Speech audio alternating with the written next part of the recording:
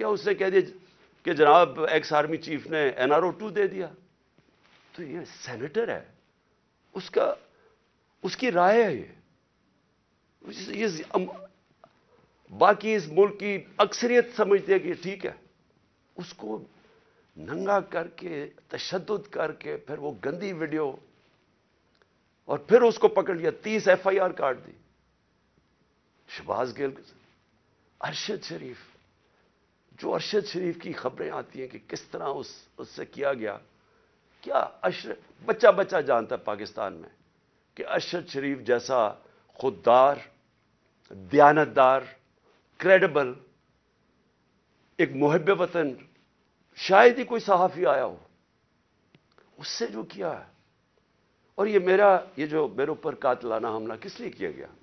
میں نے کون سا جرم کیا تھا؟ اور اس کے اوپر ابھی میں آتا ہوں جب میں باقی چیزیں بھی آپ کو سامنے رکھتا ہوں. لیکن میں آج اپنی قوم کو کہہ رہا ہوں کہ دیکھیں، آپ کا مستقبل آپ کے ہاتھ میں ہے. آپ ہیں اللہ کے بعد اس ملک کے وارث. آپ کو اپنی تقدیر اپنے ہاتھ میں لینی پڑے گی. یہ میرا وعدہ ہے کہ جب تک میں زندہ ہوں میں اس ملک کے لیے سٹرگل کروں گا. میں کیوں سٹرگل کروں گا؟ کیونکہ میں کبھی نہیں بھولتا کہ بچپن سے مجھے بتایا گیا ہمارے بڑوں نے کہ تم خوش قسمت ہو، تم آزاد ملک میں پیدا ہوئے ہو. وہ ہمارے بڑے سارے غلام ہندوستان میں پیدا ہوئے تھے. بچپن سے یہ ہمارے میں ڈالا گیا کہ یہ کتنا خوش قسمت سارے ہم ہیں، میری جنریشن، کہ ہم تو ایک آزاد ملک میں پیدا ہوئے. میں کبھی بھی جب دنیا میں باہر گیا، کرکٹ کھیلی، بڑا ٹائم گزارا ہے، پروفیشنل کرکٹ کھیلتا تھا، کبھی میرے ذہن میں یہ نہیں آیا کہ میں پاکستان کے علاوہ کسی اور ملک میں رہ سکتا ہوں.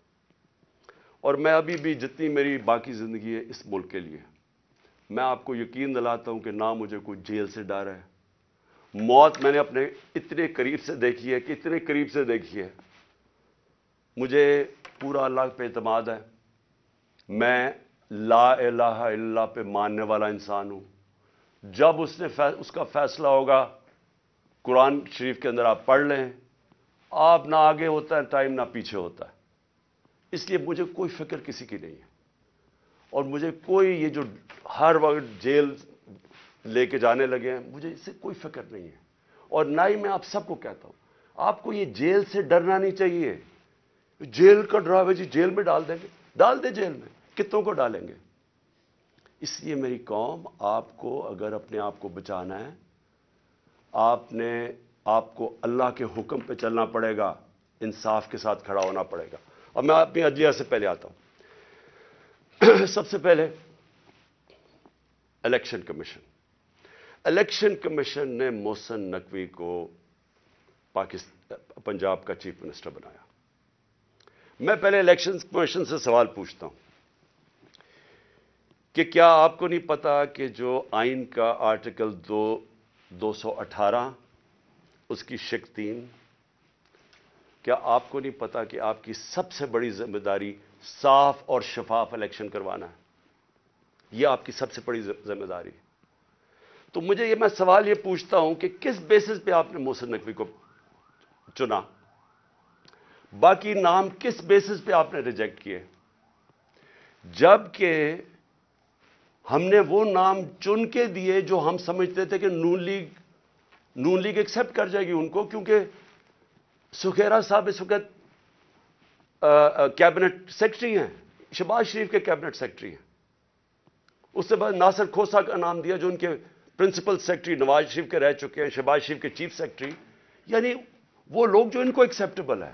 ہم نے اپنی طرف سے نیوٹرل امپائر رکھنے کی کوشش کی. تو کس بیسس کے اوپر یہ محسن نقوی کو آپ لے کے آئے؟ کیا آپ اس کے بیک گراؤنڈ کا نہیں پتا تھا؟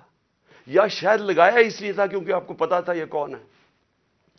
کیا یہ نہیں پتا کہ یہ آدمی رجیم چینج جو ہماری گورنمنٹ کرائی گئی ہے اس میں اس نے سب سے بڑا رول اس کا تھا. ایک تو اوپر کا رول تھا نا ایکس آرمی چیف کا، لیکن اس کا اس کے بعد یہ ان چند لوگوں میں سے تھا جو سب سے زیادہ یہ بھاگ دوڑ کی اس نے ہماری حکومت کرانے کے لیے. کیا یہ آصف زرداری کے ساتھ سندھ ہاؤس जिधर पैसे चले थे, ये वहां नहीं था? क्या आसिफ जरदारी इसको अपना बेटा नहीं कहता? क्या इसका जो चैनल है, लोगों को नहीं पता इसकी चैनल का किसके बार बार जो प्रोपेगेंडा हमारे अगेंस्ट कब से कर रहा है? और फिर सबसे बड़ी बात कि जो आज नैब के चेयरमैन हैं आफ्ताब सुल्तान, नैब के चेयरमैन आफ्ताब सुल्तान ने इसी मोहसिन नकवी के ऊपर इन्वेस्टिगेशन की थी। ये इन्वेस्टिगेटिंग ऑफिसर थे और उनकी रिकमेंडेशन पे इन्होंने 35 लाख रुपया नैब को वापस किया था। तो मैं इलेक्शन कमीशन से पूछना चाहता हूं कि कोई और आपको नहीं मिला कि सिर्फ चुन के आप वो आदमी लेके आए हैं जो कि हमारा सबसे खिलाफ था?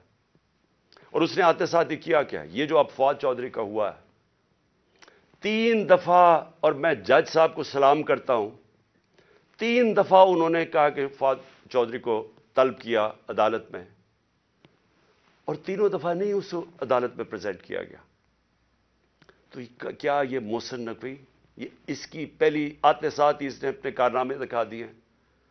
उसके बाद इसने जो इसने अपॉइंटमेंट्स किए हैं, क्या ये फ्री एंड फेयर इलेक्शन हो रहा है कि सारे वो पुलिस ऑफिसर जिन्होंने हमारे ऊपर तशद्दुद किया था 25 मई को, उन सारों को वापस ले आया?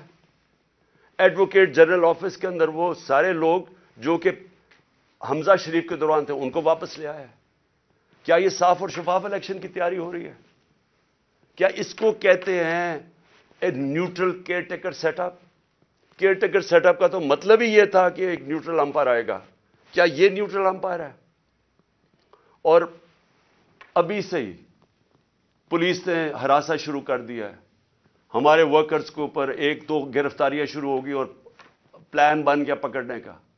और ये जो फवाद चौधरी का हुआ है, तो ये अभी से ही पूरा प्री प्लान बना हुआ है। ये साफ और शफाफ इलेक्शन करवाने के लिए मोहसिन नकवी नहीं आया, ये वो करने आया जो मैंने पहले भी कहा था, जो आसिफ जरदारी ने इलेक्शन करवाया अभी कराची के अंदर, कि वोट बैंक है नहीं पीपल्स पार्टी का, और पीपल्स पार्टी जीत जाती है कराची से। तो ये इलेक्शन नहीं हो रहा, ये एक प्लान, एक कॉन्स्पिरेसी के तहत इसको रखा गया। तो मैं अपनी अदलिया, और हम इंशाल्लाह ये केस लेके जा रहे हैं अपनी अदलिया के पास, तो मैं और पाकिस्तानी आपसे इंसाफ की तवक्को रख रहे हैं। हम ये भी चाहते हैं कि ये जो अब फवाद चौधरी से हो रहा है और ये जो आगे होने जा रहा है, मैं अभी आपको पेशन गोई करता हूं, क्योंकि इनको सबसे बड़ा जिस आवाज बंद करनी है वो इमरान खान की है, तो पूरा प्लान बना हुआ है इनका। मैं अभी पेशन गोई कर रहा हूं। हम अपनी अदलिया से एक्सपेक्ट करते हैं कि हमारे फंडामेंटल राइट्स को प्रोटेक्ट करें। ये तारीख वो होने लगी है, अगर हमारी अदलिया ना खड़ी हुई तो याद रखें, आज तक जस्टिस मुनीर को किसी तारीख नहीं भूल सकी। वो बड़े काबिल आदमी थे, लेकिन एक जगह जिधर उन्होंने आइन और कानून के साथ खड़ा होना था, वो ताकतवर के साथ खड़े हो गए। इस मुल्क ने भारी कीमत अदा की है उसकी, और उसके बाद कीमत अदा करते गए। इस वक्त कौम आपसे एक्सपेक्ट कर रही है, मोजेस जजेस, कौम आपसे एक्सपेक्ट कर रही है कि हमारे हुकूक की हिफाजत करें, हमारी जमहूरियत को बचाएं। ये जो अब तबाही मचने लगी है हमारी जमहूरियत के ऊपर, और जो हो रहा है और जो रिजीम चेंज के बाद हुआ है, मैं आपको यकीन दिलाता हूं कि मैं मुशर्रफ के मार्शल लॉ में मैं ऑपोजिशन में था।